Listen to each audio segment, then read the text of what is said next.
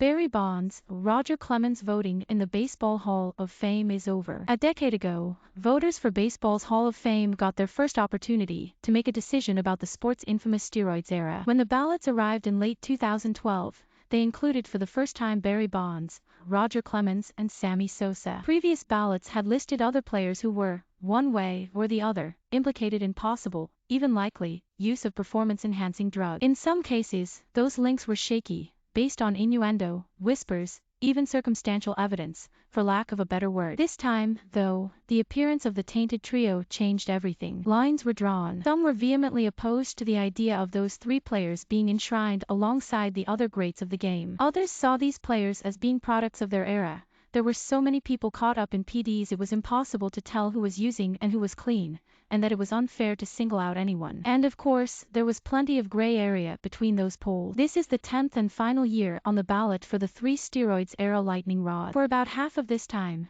it appeared none would stand a chance of election. In recent years, however, the mood of the voters has changed, and Bonds and Clemens have pushed north of 60% of the vote. A player needs better than 75% of ballots cast for election, so up to now they have remained pretty far off the pace. However, with the voting deadline having passed on December 31st, early data from people who track ballots that have been made public show both Bonds and Clemens are trending ahead of the 75% threshold, with about a third of the ballots accounted for. 10 years ago, when it came time to cast my votes, I was angry. I was upset that this ultimate judgment on the steroids era had fallen to the Baseball Writers Association of America when no one else, not MLB, not the Hall of Fame, not the courts, and not even Congress, could decide what to do about these players and this slice of baseball history. So I decided to hit the pause button. I needed more time to sort through the issues. I hoped, probably unrealistically, there might be some clarity forthcoming in the years ahead. I made the difficult choice to send back a blank ballot. I knew no permanent harm would come from this expression of my discontent. It was clear no first-year player on that ballot was going to be elected, and it was also clear there were no holdover candidates who would need my one vote that year to make over the threshold. I felt comfortable taking a beat to spend more time thinking. I also knew two other things. One, I would not send a blank ballot ever again. This would be a one-year protest of sorts. Two, I knew that if I wrote about my decision, I would be opening myself up for public ridicule. Boy, did that come true. A writer for NBC's website called me a self-righteous, grandstanding attention whore. Another website said what I was doing was committing the greatest sin of a sports writer, making the story about him.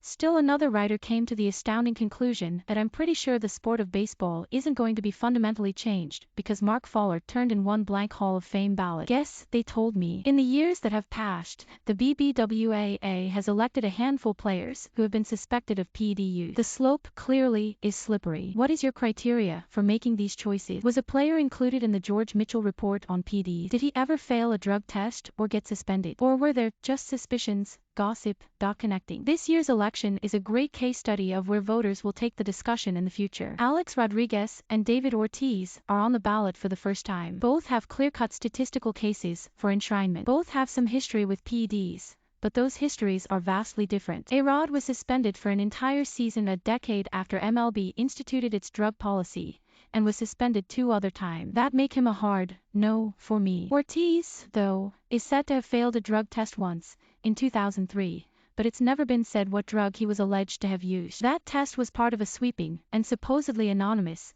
sweep of players to see how widespread PED use was in the game. He never tested positive again, and Commissioner Rob Manfred has questioned both the validity of that process and said it's unfair to taint Ortiz based solely on one suspect result. That's enough for me to check the box next to Big Papa's name. This PED litmus test can be all-consuming if you let it. One way to sort through all this was voiced by USA Today baseball columnist Bob Nightingale, who very logically spells out his Hall of Fame voting approach with what he called his definitive line of demarcation. If you were punished or suspended when Major League Baseball implemented its drug policy after the 2004 season, you're automatically out. You not only embarrassed yourself, but you hurt your team with your absence, he wrote. If you were never punished or suspended, you are judged on your own merits, like everyone else. With that, Bob is voting for Bonds and Clemens. I am not. They weren't punished, they weren't suspended, and they were never proven guilty of anything. But they also posted statistics late in their careers that no other baseball players have ever approached at those ages, and they did it for years,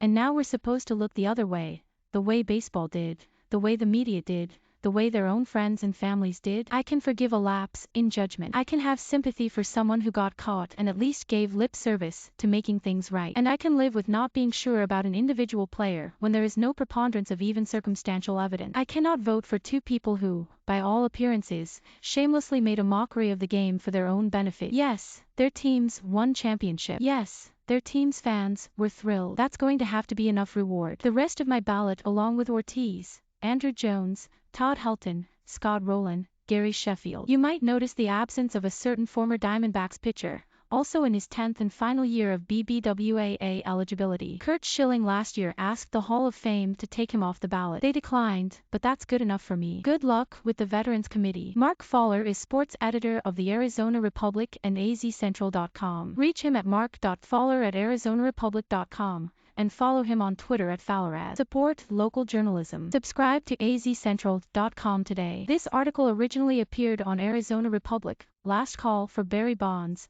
Roger Clemens on Hall of Fame ballot.